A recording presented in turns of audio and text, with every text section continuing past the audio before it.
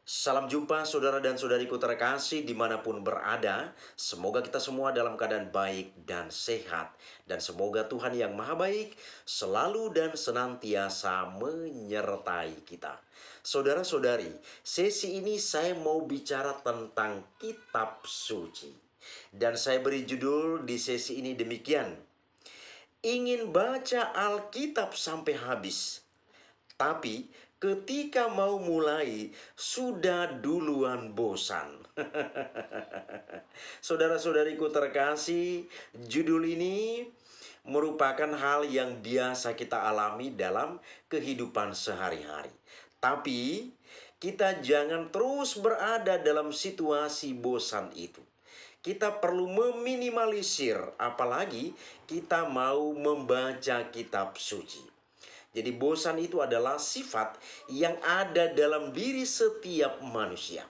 Nah, saya dapat mengerti mengapa umat beriman Katolik ketika membaca kitab suci sudah duluan bosan, karena umat Katolik pada umumnya tidak mengetahui cara atau metode atau trik dalam membaca kitab suci.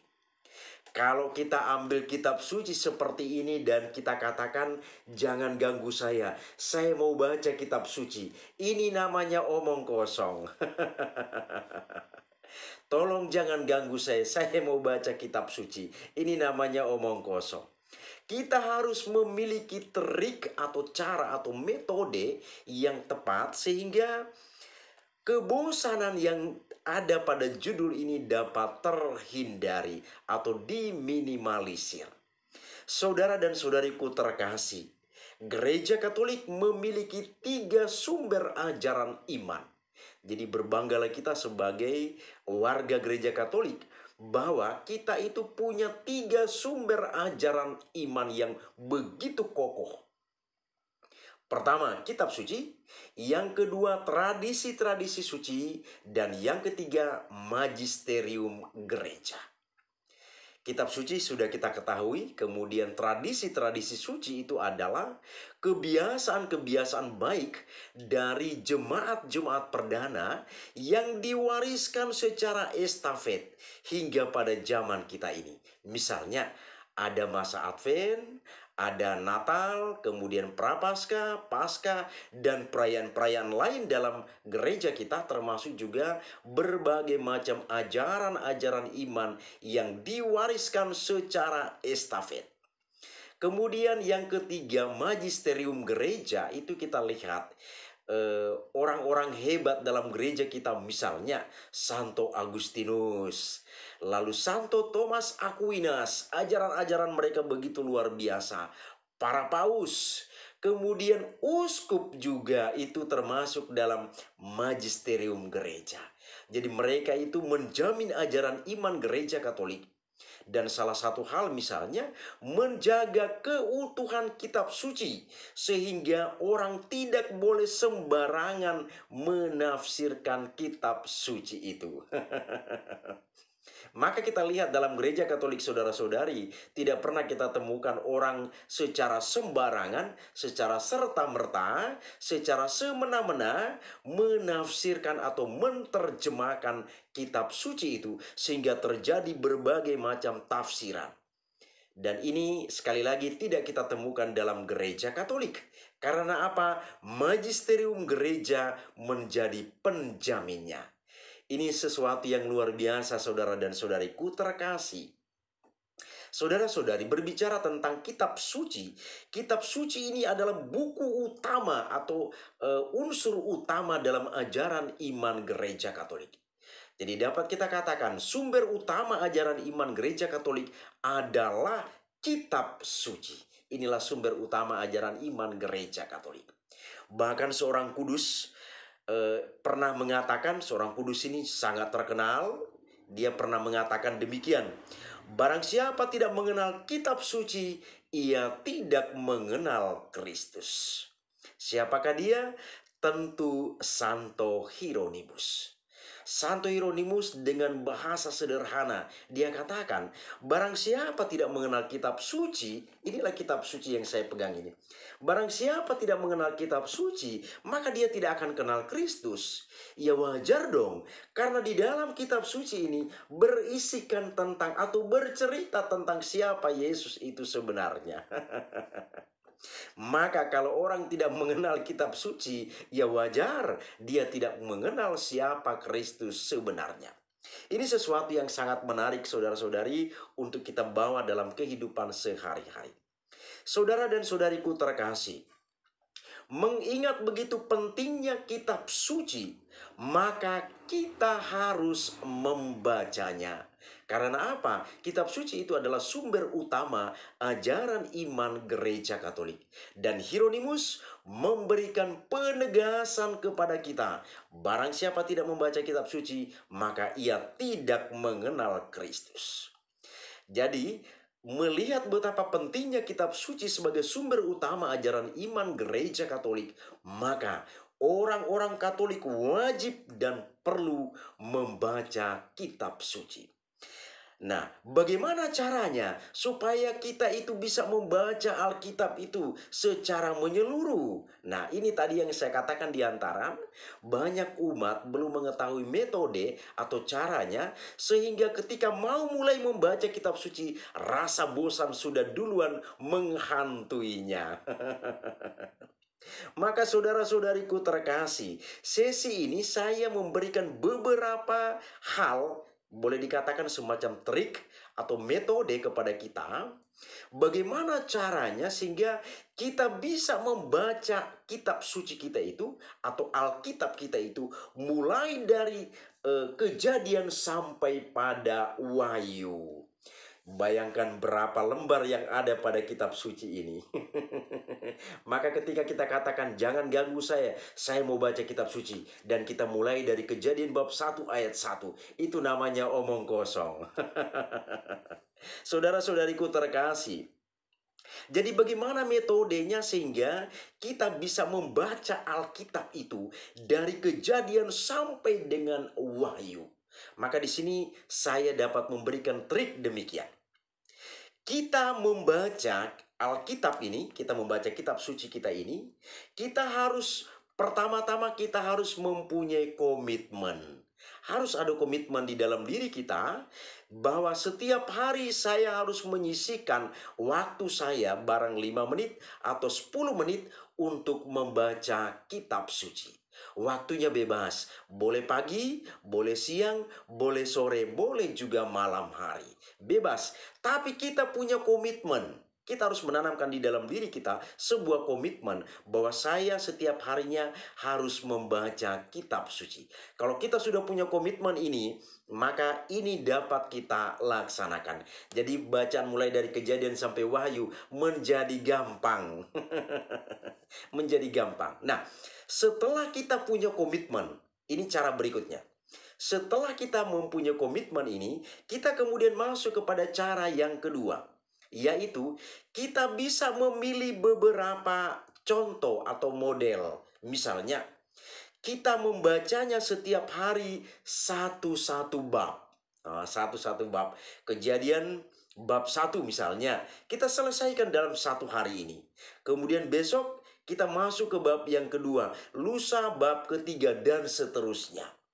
Nah, saudara-saudariku terkasih, setelah kita membaca satu bab ini, kita pasti memberikan tanda supaya besok kita bisa melihatnya dan melanjutkan ke bab yang berikutnya.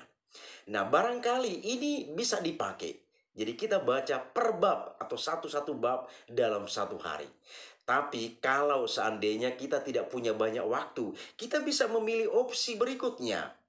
Kita bisa memilih dengan cara baca per judul. Jadi di dalam kitab suci kita ini saudara-saudari, ada judul-judul di sini.